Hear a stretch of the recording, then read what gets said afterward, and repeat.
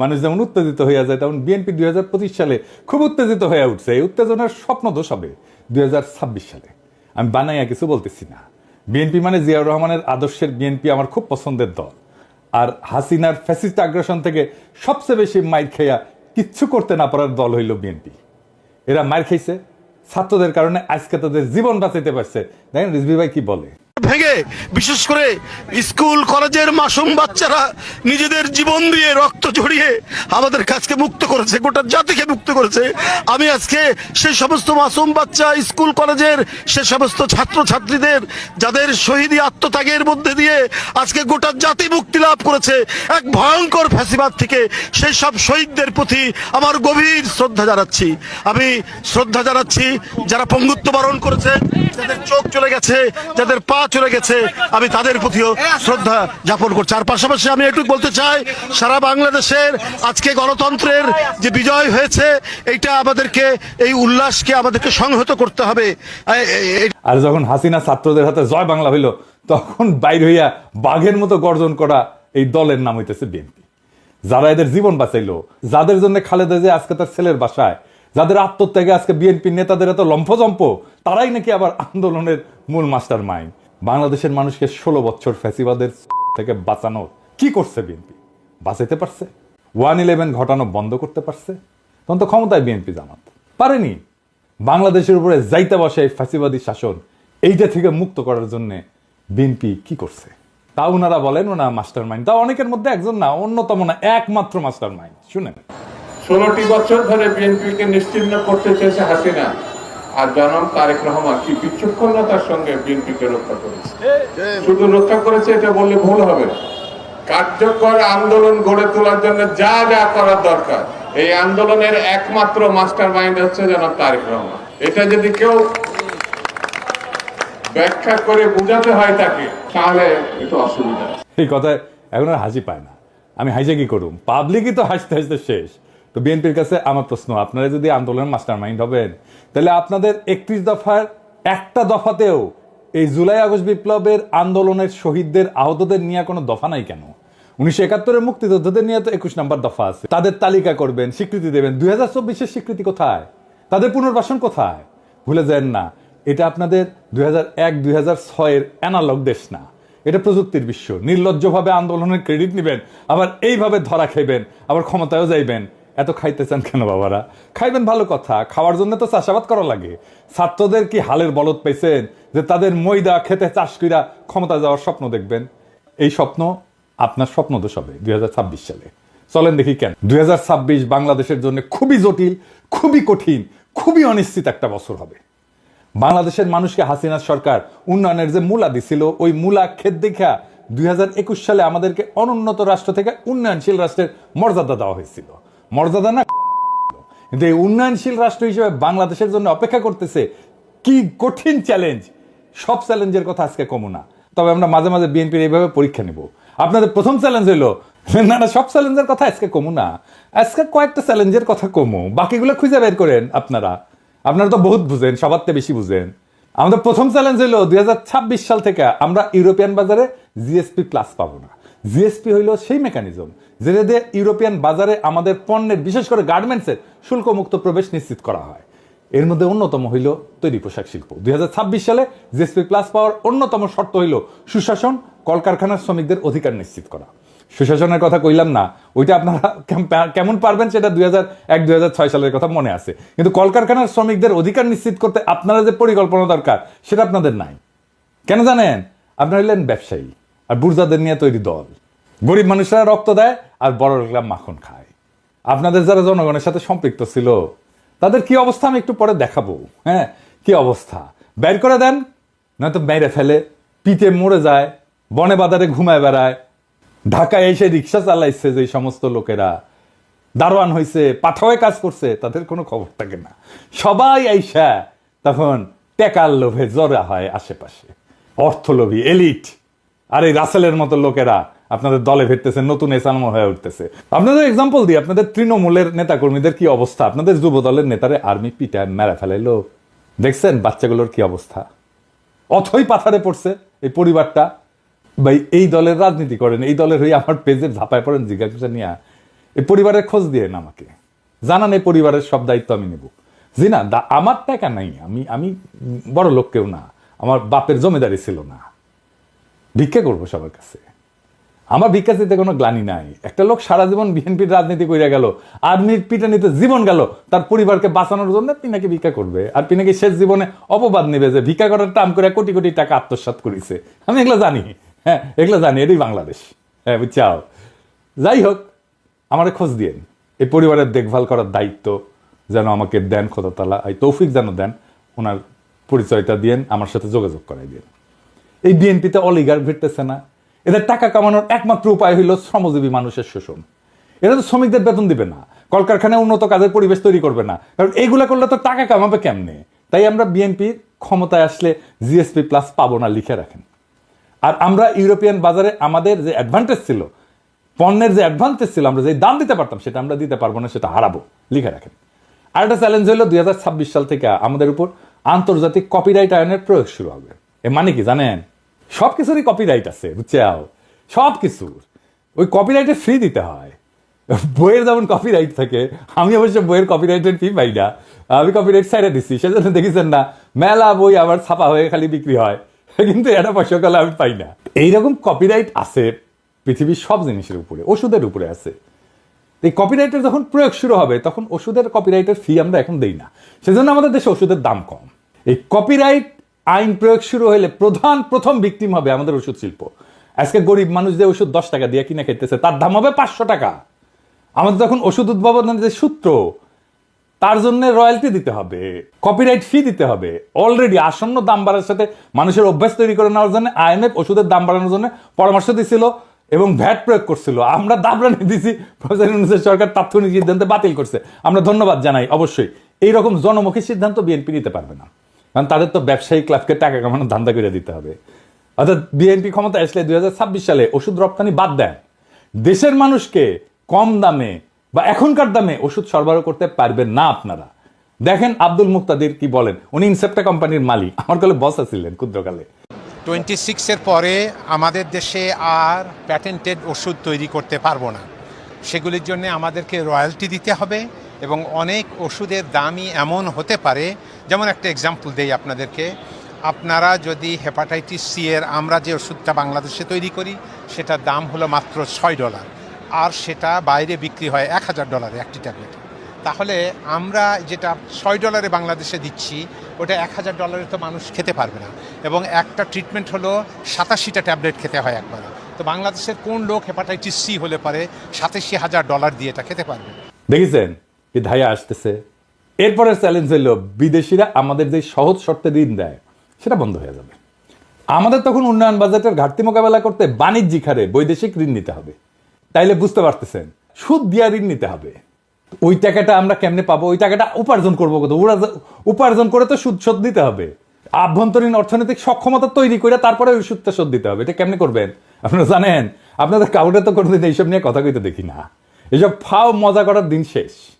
বিএনপির যারা ভাবতেছেন যে ক্ষমতা এসে 16 বছরে ক্ষুধা মিটাবেন, তাদের জন্য এক বালতি সমবেদনা রইল।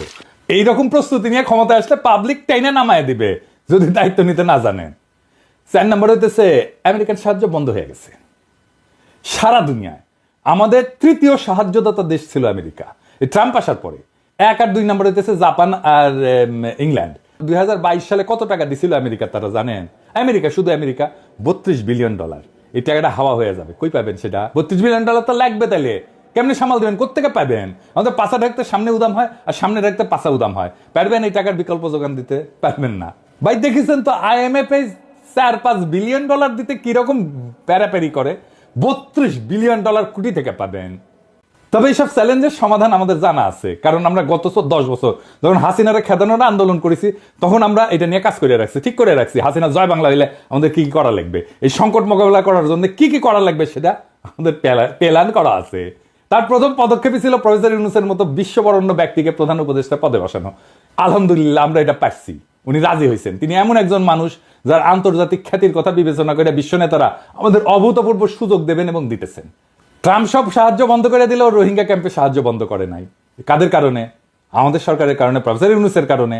তো প্রেসিডেন্ট ইউনূসের এত গুরুত্ব কেন? কারণ যেই মানুষ তার অর্থনৈতিক মডেল দিয়া সারা বিশ্বে দারিদ্র মোকাবেলা করছেন, সেই মানুষের 3-0 কনসেপ্ট, যেটা আমি আগে কইছিলাম, এটা প্যারিস অলিম্পিকের মূল প্রতিপাদ্য বিষয় ছিল।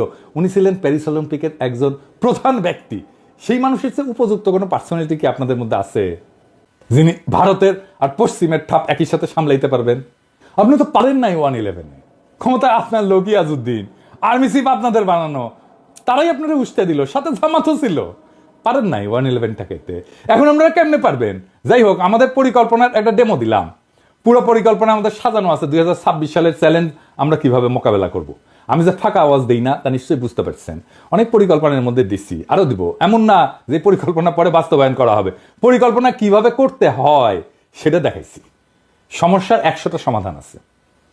কি ভাবছিলেন যে আপনাদের জন্য আর বলে দিব বাকিগুলা? আপনাদের পরীক্ষা নকল করার মতো সরকার নকল করে চালাবেন? আমাদের সাথে অ্যালাই করেন।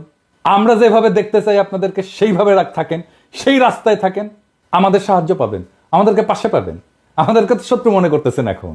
হ্যাঁ, আমাদের কাছে সব বিষয়ের ওষুধ আছে। আপনারা এই লোকগুলোকে চান কিনা পাশে, সেটা আপনাদের সিদ্ধান্ত। এবার আসেন দেখি বিএনপি কেন নির্বাচন চায়। কারণ বিএনপির কাছে নির্বাচন হইতেছে হরলিক্স। হ্যাঁ, এমনি এমনি খায়। হ্যাঁ, ওই যে দেখেন, আমার ভাই টাকায় 16 আনাই উসুল। আমি তো এমনি এমনি খাই। হরলিক্স। বিএনপির নির্বাচন এমনি এমনি চায়, মানে বুঝে না কেন চায়। আসল কথা হইলো বিএনপিকে নির্বাচনের জন্য চিল্লাইতে বুদ্ধি দিচ্ছে তাদের নয়া বন্ধু ভারত। ভারত এখন বিএনপিকে দিয়ে আওয়ামী লীগের পুনর্বাসন করবে আর বাংলাদেশকে তার দাসত্বের অধীনে রাখবে। বিশ্বাস হয় না? দেখেন, মির্জা ফখরুল যখন নির্বাচনের ডাক দেয় তখন ছাত্রলীগ তাদের বিদেশে পলাতক নিয়ে তাদের দিয়ে আন্দোলনের রূপরেখা প্রকাশ করে। ছাত্রলীগের এই সাহস কোথেকে আসে আমি জানি না। মায়ের মনে কম খাইছিল। আমি কইছিলাম যে এদের জন্য মায়ের চেয়ে উপকারী আর কোনো ভাইটামিন নাই। এখন বুঝছেন যে ভারত এই পুরা গেমের মাস্টার মাইন্ড। তারা বিএনপির কামলাদের দিয়ে নির্বাচন বইলা কান্নাকাটি করাবে, সামনে আওয়ামী লীগ রাজনীতির মাঠে উকি ঝুঁকি দিবে। আওয়ামী লীগ ঘোষিত কর্মসূচিগুলো পালন করতে গেলে আমার ক্ষুদ্র ভাতা ভগিনীরাই যথেষ্ট। যেই মায়ের 5ই আগস্টের পর ইউনূস স্যারের দিকে তাকায় দিতে পারি নাই, সে পাওনা শোধ করে দিতে হবে।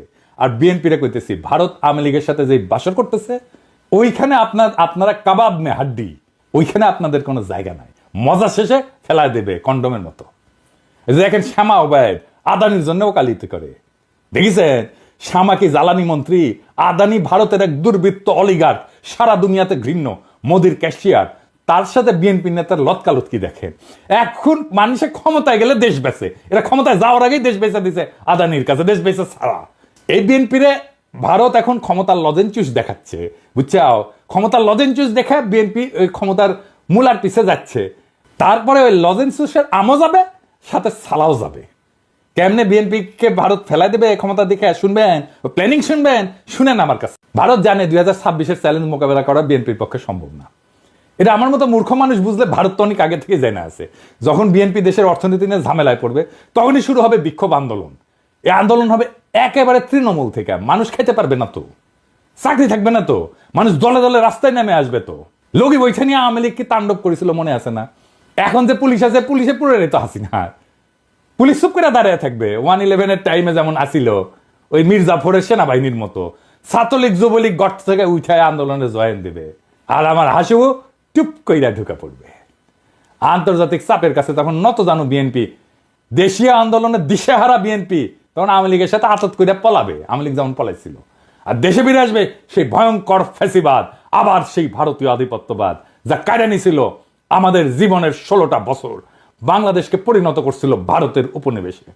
যারা কায়রা নিছিল বর্বর ভাবে আমাদের হাজার হাজার সন্তানদের জীবন, যারা আমাদের 25,000-এর মতো ছাত্র জনতাকে আহত করে চিরজীবনের জন্য পঙ্গুয়ার দৃষ্টিহীন করে দিছে, সেই আবু সাইদ মুগ্ধ ওয়াসিমদের রক্ত শুকানোর আগেই যেই দল নির্বাচন করে মুখে ফেনা তুলে ফেলাইতেছে, তারা আর যাই হোক দায়িত্ব নিতে পারবে না। আপনাদের রিকমেন্ড করা যত লোক অন্তর্বর্তীকালীন সরকারে আছে, তাদের পারফরমেন্স দেখে আপনাদের দক্ষতা আমাদের কাছে পরিষ্কার। স্বরাষ্ট্র উপদেষ্টা কার রিকমেন্ডেশনে জানেন? বিএনপির। শিক্ষা উপদেষ্টা কার? বলছিলাম তো, বিএনপি। এই খারাস বিদেশে কোনো অনুষ্ঠানে যায় না। 5ই আগস্টের পর বাংলাদেশের শিক্ষাঙ্গনে সবচেয়ে বেশি ঝামেলা হয়েছে। ছাত্ররা আন্দোলন করছে তাদের অধিকারের জন্য, আর আওয়ামী লীগ তাদের ন্যায্য অধিকারের আন্দোলনের নাম দিছে সন্ত্রাসী কর্মকাণ্ড। বিদেশে কোনো অনুষ্ঠানে যায় না। 5ই আগস্টের পর বাংলাদেশের শিক্ষাঙ্গনে সবচেয়ে বেশি ঝামেলা হয়েছে। ছাত্ররা আন্দোলন করছে তাদের অধিকারের জন্য, আর আওয়ামী লীগ তাদের ন্যায্য অধিকারের। তিনি তার ডায়াপার সামলানোর অপারগতার কথা বইলা বিদেশে যাইতেছেন না। আপনি কি ভাবছেন স্যার আমরা বুঝি না? আপনাদের বিএনপির পরামর্শে আসছেন, ইউনূস স্যারের সরকারের ভাবমূর্তির জন্য কাজ করলে তো আপনার আসল লক্ষ্য পূরণ হবে না। বিএনপির 31 দফা দেখে তো মনে হয়েছে তারা শিক্ষাঙ্গনের সমস্যাটাই বুঝেন নাই। বুঝে তো আর বই বিতরণ, শিক্ষাঙ্গনের বিরোধ এগুলোর সমাধান আগে থেকেই করতেন। ছাত্র সংসদ নির্বাচনগুলোর কথা বলছি, বিশ্ববিদ্যালয়গুলোতে বিএনপি বাগড়া দিচ্ছে, ছাত্রদল বাগড়া দিচ্ছে। কেন? কারণ ছাত্রদল জিততে পারবে না বড় বড় বিশ্ববিদ্যালয়গুলোতে। আপনার তো নিজের স্বার্থ ছাড়া আর কিছু বুঝেন না। নিজের খুবই সংকীর্ণ স্বার্থ, ছাত্রদের স্বার্থ তো আপনাদের কাছে নাই। তাহলে তো আপনারা সংসদ নির্বাচনের কথা মেনে নিতেন। করতে চাচ্ছেন না কেন সংসদ নির্বাচন? বাগড়া দিচ্ছে কেন ছাত্রদল? তার মানে তো আপনারা পারবেন না, এটা হারে যাবেন। হারবেন যে জন্য, সেই জন্য আপনি ছাত্র সংসদ নির্বাচন হইতে দিবেন না। নির্বাচন করছেন, ম্যান্ডেট করছেন, গণপরিষদের নির্বাচন করেন, আমরা সবাই বলতেছি। সেটা তো করবেন না, কারণ ওখানে নতুন সংবিধান বানাইতে হবে, সেটা তো করতে চাচ্ছেন না। গণপরিষদের নির্বাচন করেন, ম্যান্ডেট নেন, আপনারাই করেন, আপনারাই আসেন, সেটা করবেন না। যারা বিপ্লব করলো, যারা দেশটাকে রক্ষা করলো রক্ত দিয়া, তাদের প্রতি আপনাদের পর্বত প্রমাণ ঘৃণা, শত্রু বানায় ফেলছেন তাদেরকে। আপনার 31 দফা দিছেন, এটা নিয়ে একটা ভিডিও দিব, দাঁড়ান। দিতেছিলাম না নেহায়েত মায়া করে, এতদিনের রাজপথের সহযোদ্ধা কেমনে কঠোর কথা কই। কিন্তু আপনারা এমন ভাবে অন্তর্বর্তীকালীন সরকারের উপর ঝেপে পড়েছেন যে না দিয়া তো উপায় নাই। 71 টিভিতে যাইয়া রুমিন ফারানা এই 71 টিভির দুর্বৃত্ত আওয়ামী ফ্যাসিস্ট এনাবলার সেটা বদমাইশের সাথে বৈশা কেমনে শফিকের সাথে কথা বলে শুনেন। ব্যর্থতা কি দেখলেন? আমি তো এটা ব্যর্থতার অনেকগুলো ডেটা আছে, সব জায়গায় সফল হওয়া যায় না। না, ব্যর্থতার কিছু অংশ স্বীকার করবেন না। জার্নালিজম করেন না, ব্যর্থতার কিছু অংশ স্বীকার, মানে 100 তে 100 পেতে চান। না না, আমি এটা বলছি না, আমি 90 বলি না, কিছু জায়গায় ব্যর্থতা আছে। কিন্তু আপনাদের উপদেষ্টারা তো নিজেকে নিজে মার্কিং করার সময় 3-4 দিতে পারছেন না 10-এ। আমি জানি না, আমি চিফ অ্যাডভাইজারের অফিসকে রিপ্রেজেন্ট করি, আমি সে আলোকে বলছি। ওকে, দেখেছেন 71 টিভির সাথে বিএনপি এক হইয়া গেছে, দেখছেন? শফিক তো ভদ্র মানুষ, ছোটখাটো মানুষ। আমি যদি ওটি থাকলাম ইনি না, তোরে তুলে থাকনা মারলাম ইনি। অ্যাঙ্করের বাচ্চা, তোর অ্যাঙ্করগিরি আমি শিখাই দিলাম নি। মা 71 টিভি তো ভেঙে চুরে ফেলছিল, ওটা একটা বুলডোজারে কেন ঘুরাই দেয়নি? দেখেছেন এই সমস্ত? এখন দেখেছেন তো সব জায়গায় এই আওয়ামী দুর্বৃত্তগুলোর সাথে, ফ্যাসিবাদের এনাবলারের সাথে বিএনপির খাতির দেখেন, একসাথে ঝাঁপে পড়েছে শফিকের উপরে।